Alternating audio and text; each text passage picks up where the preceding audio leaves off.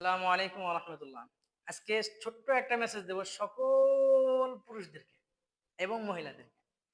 সেটা হচ্ছে আল্লাহ তাআলা আমাকে আপনাকে সৃষ্টি করেছেন আল্লাহ তাআলার ইবাদত বন্দেগী করার জন্য। এই চোখ দিয়েছেন ভালো কিছু দেখার জন্য, মুখ দিয়েছেন ভালো কিছু বলার জন্য, কান দিয়েছেন ভালো কিছু শোনার জন্য, ব্রেন দিয়েছেন ভালো কিছু চিন্তা ভাবনা করার জন্য, শরীরে শক্তি দিয়েছেন, শরীরের শক্তি আল্লাহ তাআলার পথে ব্যয় করব অথবা ভালো পথে ব্যয় করব।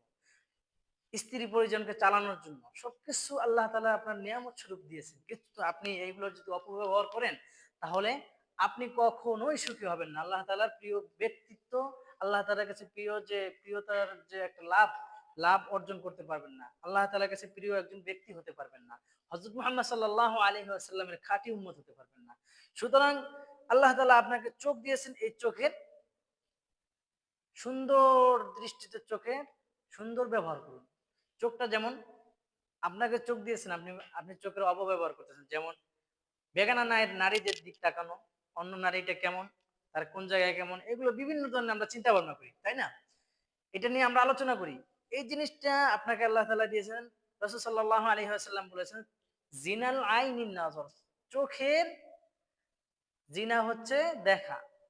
চোখের জিনা কি? দেখা। যেমন প্রত্যেকটা অঙ্গ প্রত্যঙ্গেরই এক একটা গুণ রয়েছে, একটা খারাপ গুণ একটা ভালো গুণ। তো চোখের গুণটা হলো কি? চোখ জিনাল আইনিন নাজর, চোখের জিনা হলো দেখা। অর্থাৎ আপনি একটা বেগানা নারীকে দেখছেন, প্যান্ট শার্ট পরে যাইতেছে, বিভিন্ন অবস্থায় যাইতেছে, তাকে দেখছেন, এই জিনিসটা আপনার চোখের অপব্যবহার করলেন। তাকে দেখার সাথে সাথে আপনি চোখ নামাই ফেলবেন, সাথে সাথে ঝেড়ে মুছে ফেলে দিবেন। এই মানুষটা মারা গেলে তার উপরে যখন পোক পড়ে যাবে তখন তাকে আমি দেখবো, কোন চোখে দেখবো? পোকা পড়ে যাবে।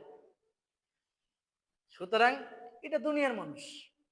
আর জান্নাতে আপনার জন্য যে হুর রয়েছে, তার হাড্ডির মগজ পর্যন্ত দেখা যাবে। হাড্ডির ভিতরে যে ক্যালসিয়াম রয়েছে, ক্যালসিয়াম পর্যন্ত দেখা যাবে। এবং হাড্ডির ভিতরে যে আমরা হাড্ডিটা বের করে যে একটা খাই মগজের মতো, এই জিনিসটা পর্যন্ত দেখা যাবে। এত সুন্দর নারী রয়েছে, কেন আপনি দুনিয়ার নারীর দিক তাকান? কেন তাকান?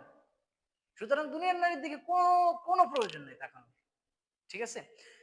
এই একটা মেসেজ। আর একটা হলো আল গীবাতু আশাদ্দু মিনাজ জিনা, এই জবানকে আপনি ইবাদত করেন গীবত থেকে।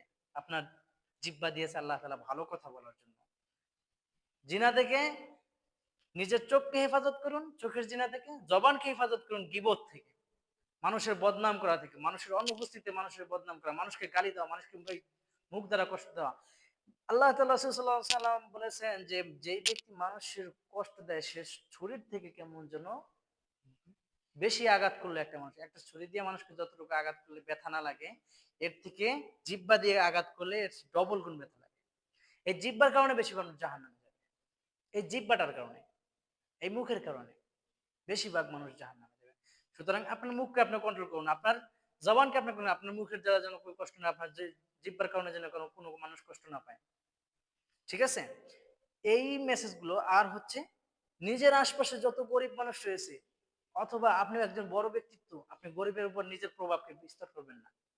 আপনি গরিবকে হেল্প করার চেষ্টা করবেন, কিন্তু কষ্ট দিবেন না। গরিব মানুষ হচ্ছে আল্লাহ তাআলার সর্ব উত্তম ব্যক্তি, তারা আল্লাহ তাআলার কাছে প্রিয়। গরিব মানুষ বেশি জান্নাতে যাইবে যদি সে আল্লাহ তাআলার হুকুম ঠিক মতো মেনে চলে। ঠিক আছে? গরিব মানুষকে আল্লাহ তাআলা জান্নাতে নিয়ে তাদেরকে শান্তি দিবে। তারা দুনিয়ার বুকে কষ্ট করতেছে, করুক, কিন্তু আপনি সেই গরিব মানুষকে কষ্ট দিবেন না। আল্লাহ তাআলা রাসূল সাল্লাল্লাহু আলাইহি ওয়াসাল্লামকে বলছেন যে, তোমরা গরিবদেরকে কি কষ্ট দিও না, তোমাদের দাস দাসীদের কষ্ট দিও না। অর্থাৎ দাস দাসী কারা? গরিবরাই বর্তমানে দাস দাসী। তারা আপনার ঘরে কাম করে খায়, তারা আপনার কাছে হেল্প চায়। এটাই তো। আগে দাস দাসী ছিল, তাদের দাস দাসীদের স্থান তো এখন গরিবরাই। যে নিম্ন শ্রেণীর স্থানে প্রত্যেকটা মানুষই একরকম। প্রত্যেকটা মানুষ তার মায়ের পেট থেকে হয়েছে। প্রত্যেকটা মানুষ বীর্য থেকে হয়েছে। সে গরিব হইলেও মানুষ, সে বড়লোক হলে মানুষ মানুষই। মানুষকে মানুষের চোখেই দেখতে হবে। মানুষকে অন্য কোনো প্রাণীর চোখে দেখতে পারবেন না, নিম্ন নজর দেখতে পারবেন না। আল্লাহ আপনার ভিতরে জান দিয়েছে, আপনার ভিতরে ব্রেন দিয়েছে, আপনাকে দুইটা চোখ দিয়েছে, তাকে দুইটা চোখ দিয়েছে, আপনাকে মুখ দিয়েছে, তাকে নাক দিয়েছে, তাকে ভুরু দিয়েছে, সবকিছু, তাকে একটা দেহ দিয়েছে, সবকিছু দিয়েছে। সুতরাং আপনি কখনোই গরিবকে অত্যাচার করবেন না। এটা আমার পক্ষ থেকে আপনার প্রতি মেসেজ, এবং আমার প্রতিও মেসেজ। একটা মেসেজ মনে রাখবেন, সুন্দরভাবে মনে রাখবেন যে নিজের শরীর দিয়েছে, আল্লাহ তাআলা নিয়ামত দিয়েছে। এই নিয়ামতের একটা নিয়ামত যদি চলে যায় তখন বোঝা যায় নিয়ামত। আপনার একটা পাও যদি পঙ্গু হয়ে যায়, এক সাইড যদি চলে যায়, তখন আমরা এই সাইডের যে কত দাম আপনি বুঝবেন। একটা চোখ চলে গেলে এই চোখের যে মূল্য এটা আপনি বুঝবেন। এই মুখ দিয়ে যদি কথা না বলতে পারেন, জিহ্বাটা কেটে যায়, আপনি এই জিহ্বার মূল্য বুঝবেন। এই নাক দিয়ে যদি নিঃশ্বাস না থাকতে পারেন, আপনাকে ডাক্তারকে লক্ষ টাকা ঘোষণা দিয়ে দিচ্ছেন যে আমাকে নাক দিয়ে নিঃশ্বাস ছাড়তে হবে, কিন্তু আপনি ছাড়তে পারতেছেন না। তখন আপনি বুঝবেন এই নাকের যে কি মর্যাদা। এই জন্য প্রত্যেকটা জিনিসের দাম দিতে শিখুন। নিজেকে যে আল্লাহ তাআলা সুন্দরভাবে সৃষ্টি করছে, এই সুন্দরভাবে সৃষ্টি করার শুকরিয়া আদায় করুন। শুকরিয়া আদায় করা কি? এটার সুন্দর ব্যবহার করা। নিজের শক্তি দিয়েছে, শক্তিটা ভালোভাবে ব্যয় করি। চোখ দিয়েছে, চোখটা ভালোভাবে দেখি। মুখ দিয়েছে, মুখের অপব্যবহার না করি। ব্রেন দিয়েছে, ব্রেনটার অপব্যবহার না করি। ব্রেন দিয়ে ভালো কিছু চিন্তা ভাবনা করা। অমুকের জিনিস মাইরে খাবো, অমুকের এই জায়গায় করবো, অমুকে কেসে দেবো, অমুকে কোন জায়গায় যায় আজকে দেখবো। এগুলো না, মানুষের পিছনে লাগবে না, আপনি আপনার পিছনে লাগেন। আমি কি করতেছি? আমার পিছনে আমি লাগবো। আমি কি করতেছি? আমার পিছনে কি হলো? আমি আজকে কতটুকু আল্লাহকে স্মরণ করছি, কতটুকু ইনকাম করছি, কতটুকু সংসারের জন্য করলাম, কতটুকু ছেলে মেয়ের জন্য করলাম, কতটুকু স্ত্রী হক আদায় করলাম, মায়ের হক আদায় করলাম, ভাই বোনের হক আদায় করলাম, আত্মীয় স্বজনের হক আদায় করলাম, কতটুকু করছি। প্রত্যেক দিন হিসাব মিলান। আপনার গুনাহের প্রতি কোনো মন টানবে না। গুনাহের প্রতি আপনি যাইতে পারবেন না যদি এইভাবে আপনি হিসাব মিলান। আমার কথাটা মেনে বালিশে মাথাটা লাগাইয়া তারপরে চিন্তা করবেন যে আমি কি বলছি। আমার কথাটা বালিশে মাথা লাগাইয়া একটু চিন্তা করবেন যে যে কথাগুলো বললাম, ছোট্ট করে কিছু কথা বলছি, যে আপনি নিজের সম্পর্কে চিন্তা করুন। যদি নিজেকে নিয়ে ভাবেন, তাহলে আপনি কখনোই গুনাহ করবেন না। আপনাকে আল্লাহ তাআলা কিভাবে সৃষ্টি করেছেন, এটার কি ব্যবহার করতেছেন আপনি, এতটুকু চিন্তা করেন। ঠিক আছে?